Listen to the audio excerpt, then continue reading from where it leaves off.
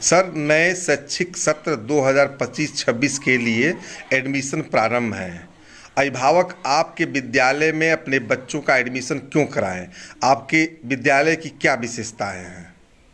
धन्यवाद सर। आप सभी को नमस्कार। मैं छोटे लाल, इंचार्ज प्रधानाध्यापक, प्राथमिक विद्यालय नरसिंहपुर, शिक्षा क्षेत्र रानीपुर, जनपद मऊ से। बहुत अच्छा ही सवाल आपने किया है कि नया शैक्षिक सत्र प्रारंभ हो चुका है 25-26।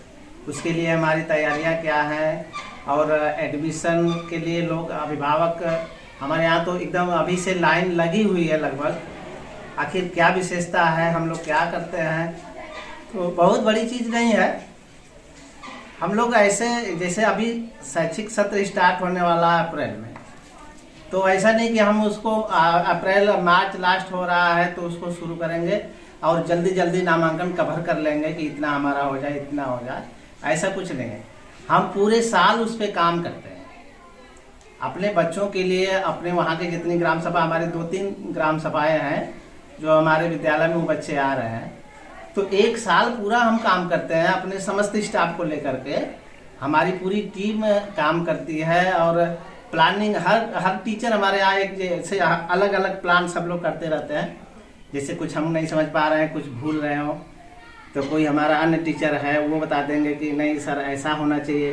तो छोटे बच्चों के लिए जो हमको एडमिशन लेना है अगले सत्र में कक्षा 1 में, तो एक साल काम ऐसे होता है कि सबसे पहले हम लोग जो है आंगनबाड़ी से उनके रजिस्टर से कुछ मिलान करते हैं बच्चों का कि कितनी बच्चे ऐसे हैं जो 4 से 6 वर्ष के बीच के हैं, उनको ले लिया। फिर आशा, जो भी आशा है, क्षेत्रीय आशा वहाँ की, उनसे उनका डिटेल ले लेते हैं। तो ये सारे डिटेल लेने के बाद फिर उनके घर जाना पड़ता है। तो हम लोग ऐसे जुलाई से ही शुरू कर देते हैं। वो उनके अभिभावक के घर जाते हैं और उनकी डिटेल लेके बच्चों से, उनके अभिभावक से बात करते हैं, उन बच्चे को उनसे खुद बात करते हैं। फिर उनको आने के लिए प्रेरित करते हैं कि आप लास्ट में नहीं आइएगा, आप अभी से भेजिए। हमको 2 साल का समय चाहिए इस बच्चे को एक्टिव करने के लिए।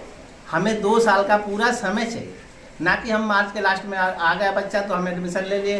क्योंकि बच्चे को हमको एक हमारी जिम्मेदारी है, संपूर्ण जिम्मेदारी है कि बच्चे का सर्वांगीण विकास करके हमको 5 साल में जितना अधिक से अधिक विकास हो सके वो करके देना है।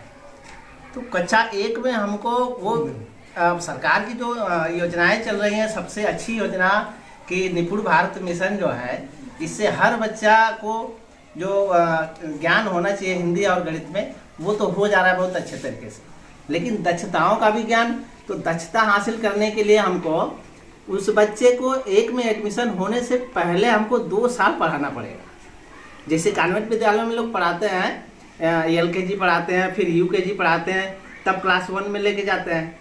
ठीक उसी प्रकार से हम भी अपने यहाँ व्यवस्था हम लोग किए हुए हैं। 2 साल उनको इतने अच्छे तरीके से ट्रेंड कर लेते हैं कि वो कक्षा 1 में जाएंगे तो पहले से दूसरे महीने में भी लगभग निपुण के बराबर हो जाएंगे।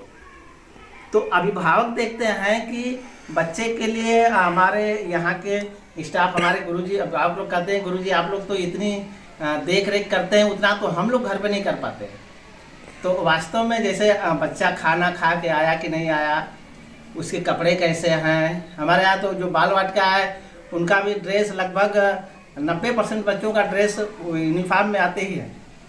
तो वो चीज़ चल रही है। फिर सरकार की योजनाओं का लाभ एकदम समुचित ढंग से सारे बच्चों को 1 से 5 तक तो दिया ही जाता है।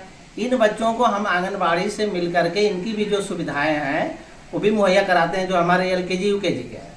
तो अभिभावक पहले से प्रेरित हैं और उनके जो बड़े बच्चे हैं जो हमारे 1 से 5 तक हैं, तो वो घर जाके बताते हैं अपने अभिभावक को कि हमारे विद्यालय में ऐसे जैसे किचन गार्डन की व्यवस्था है, अच्छी खासी हरी सब्जियां, समय समय पे मौसमी सब्जियां जो भी हैं। अभी हमारे यहाँ इस समय कुछ नहीं है तो कम से कम लौकी निकल रही है खूब अच्छे से, वो सब्जी में भी पड़ सकती है, दाल में भी पड़ती है, वो खा रहे हैं बच्चे।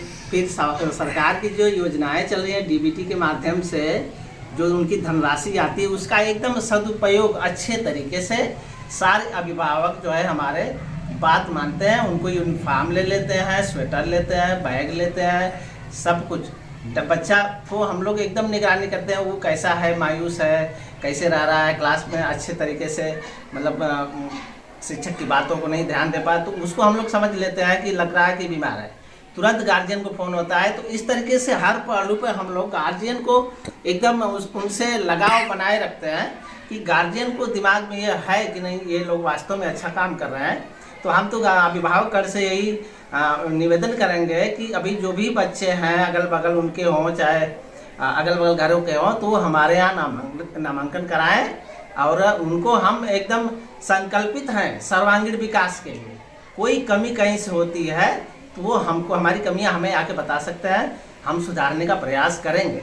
में हम यही निवेदन करेंगे कि हमारा ये जो एक चैनल, ये शैक्षिक चैनल ही एक तरीके से कहा जाएगा, जो एक संदेश वाहक ही है, शिक्षक तुझे सलाम एक चैनल है। इसके माध्यम से हम आप सभी अभिभावकों से अपील कर रहे हैं कि अपने बच्चों को किसी निजी विद्यालय में न भेजकर, प्राइवेट विद्यालय में न भेज करके हमारे प्राइमरी स्कूल नरसिंहपुर में बच्चों को भेजें और हम उनको सर्वांगीण विकास के पूरे अवसर प्रदान करेंगे और चाहेंगे कि बच्चा सकुशल अच्छे से हमारे यहाँ से पढ़ के कक्षा 5 पास होकर के जाए और आप लोग खुश हों।